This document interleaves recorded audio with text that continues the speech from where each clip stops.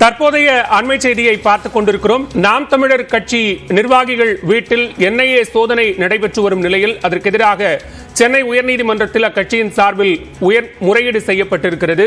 இது தொடர்பான கூடுதல் விவரங்களோடு இணைகிறார் எமது நீதிமன்ற செய்தியாளர் மதன். விவரங்களை பதிவு செய்யலாம்.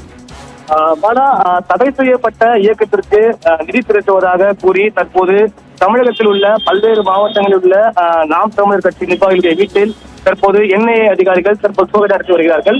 குறிப்பாக கோவை மாவட்டத்தில் 2 இடங்களில் தற்போது சோதனை நடத்தப்பட்டு வருகிறது. அதே போல ஆலந்துறை ஆட்சி நகரை சேர்ந்த ரஞ்சித் என்பவர் வீட்டிலும் தற்போது சோதனை நடைபெற்றது.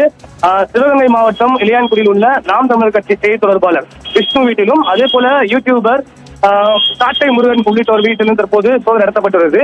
இந்த நிலையில்தான் தற்போது சென்னை உயர்நீதிமன்றத்தில் நீதிபதி MS ரமேஷ் முன்பு நாம் தமிழர் கட்சி தரப்பு வழக்கறிஞர்கள் ஆஜராகி, அதாவது தற்போது தங்களிடம் இது புகார் தொடர்பாக ஒரு சம்மன் அனுப்பி எந்த ஒரு விளக்கத்தையும் கேட்காமல் அவசர கதியில் இது போன்ற சோதனை நடத்துவது சட்டவிரோதமானது.